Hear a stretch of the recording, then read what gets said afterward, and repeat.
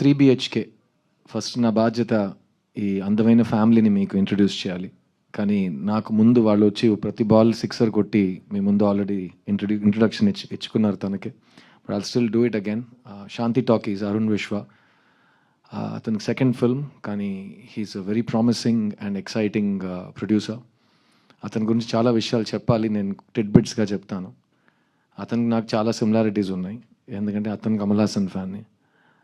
అతనికి మణిరత్నం అంటే చాలా ఇష్టం. అతను మణిరత్నం గారి దగ్గరికి వెళ్ళి నాకు ఉద్యోగం ఏంటి, నేను అసిస్టెంట్ డైరెక్టర్గా చేరతానని చెప్పాడు. మా సార్ అతని దగ్గర ఇండస్ట్రీ నీడ్స్ గుడ్ ప్రొడ్యూసర్స్, వెళ్ళి మంచి సినిమాలు తీయండి అని పంపించారు.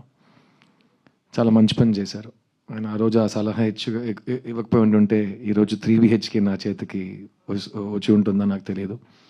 సో అరుణ్ విశ్వ, I'm so proud of your growth as a producer, and I'm so proud of how you believed in this content.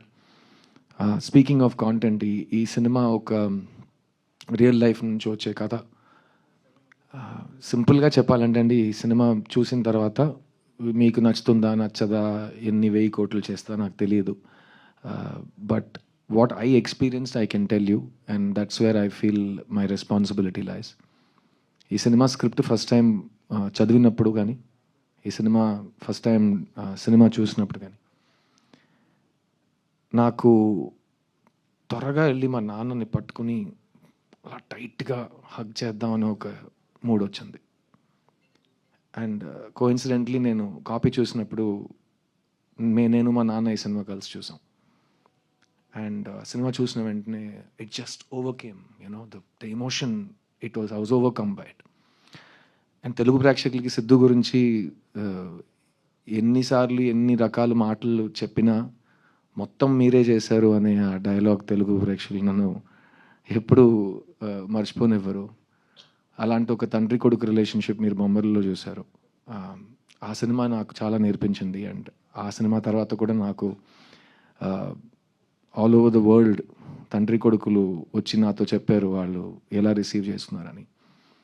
So అలాంటి ఒక సినిమా తర్వాత మళ్ళీ ఒక తండ్రి కొడుకు రిలేషన్షిప్ని ఎక్స్ప్లోర్ చేయటం, అందులో ఇంత డైమెన్షన్స్తో ఒక రైటర్ మీకు ఒక సినిమా ఇస్తే, నాకు అనిపించింది మీకు డెఫినెట్గా ఈ సినిమా తర్వాత అనిపిస్తుంది. మీకు వెళ్ళి మీ ఫ్యామిలీని అలా టైట్గా కౌగిలించి ఒక మూడ్ వస్తుంది. సో సింపుల్ సజెషన్ నేను ఇస్తాను, వాళ్ళని కూడా తీసుకుని థియేటర్కి వెళ్ళిపోండి. ఎందుకంటే వెళ్ళి హగ్ చేయడానికి మరీ ఎక్కువ కమ్యూట్ చేయక్కర్లేదు, పక్కనే ఉంటారు. అండ్ నేను అరుణ్ శ్రీ అందరితో చెప్తాం, సొంతాలు, మన చుట్టాలు కానీ, మన రిలేటివ్స్, మన ఫ్యామిలీ, మన అమ్మ నాన్న, చెల్లి, అక్క, అన్న, తమ్ముళ్ళు, వీళ్ళందరూ మనతో ఉన్నప్పుడు వాళ్ళని ఎంజాయ్ చేసుకోవాలి. వాళ్ళని ఎంత ప్రేమిస్తున్నామని వాళ్ళకి తెలియాలి, వాళ్ళకి చెప్పాలి మనం. అలాంటి ఒక సాఫ్ట్ కవిత ఈ 3BHK. Shri Ganesh is a great writer. అతని first film is one of the best debuts in Indian cinema. ఎట్టుతో టకల్ అంటే 8 bullets అని మీనింగ్ దానికి. ఆ సినిమా అతను రాసి డైరెక్ట్ చేశాడు. ఆ సినిమా చూసిన తర్వాత నాకు ఫస్ట్ సినిమాలు మనం 25 years నుంచి ఒకరోజు డైరెక్ట్ చేస్తాం అని కలలు కంటున్నాం కదా, ఇలా ఫస్ట్ సినిమాలో ఇంత ఎక్స్ట్రాడినరీ సినిమా ఎలా ఒక మంచి తీశాడు అని ఒక ఐడియా వచ్చింది. అండ్ అతనితో సినిమా ఖచ్చితంగా చేయాలని ఆ రోజు ఒక ఐడియా మాట్లాడుకున్నాం. ఇది ఓవర్ ద ఇయర్స్. తర్వాత నా చిత్తా సినిమా రిలీజ్ టైంలో నాతో శ్రీ చాలా ట్రావెల్ చేశారు, ఎందుకంటే హీ లవ్ ద ఫిల్మ్, చిన్న సినిమా. సో చాలామంది డైరెక్టర్స్ ఆ టైంలో ఆ సినిమా ఎలాగో పబ్లిక్ దగ్గరికి వెళ్ళాలి, ఇలాంటి సినిమాలు కరెక్ట్ ప్లేస్కి చేరాలని నన్ను చాలా బాగా సపోర్ట్ చేశారు. అందులో ఒక వ్యక్తి శ్రీ గణేష్. ఆ టైంలో అరుణ్ విశ్వ మా ఆఫీస్లో, మా ఇంట్లో, మా పక్కనే ఉండేవారు. ఈ సినిమా నేను ప్రొడ్యూస్ చేయలేదు కానీ మీరు చేశారు, ఏం కావాలని చెప్పండి, నేను మీతో ట్రావెల్ అవుతాను, ఇలాంటి సినిమా నాకు ఈ కాంటాక్ట్, మీ టీంతో ఈ కాంటాక్ట్ నాకు కావాలి అని అరుణ్ విశ్వ మాతోనే ఉన్నారు. సో ఆ టైంలో అరుణ్ విశ్వ నన్ను శ్రీ గణేష్ని కలిపారు. అప్పుడు శ్రీ గణేష్, నా దగ్గర ఒక కథ ఉంది సార్, కానీ అది మెయిన్ స్ట్రీమ్ సినిమానా కమర్షియల్ సినిమా నాకు చెప్పడం రాదు, తెలియట్లేదు అన్నారు. సరే, మీకు తెలియట్లేదు శ్రీ గణేష్, ప్రపంచంలో ఎవరికైనా 100% తెలుసా ఒక సినిమా మెయిన్ స్ట్రీమ్ సినిమానా అని? తెలియదు కదా.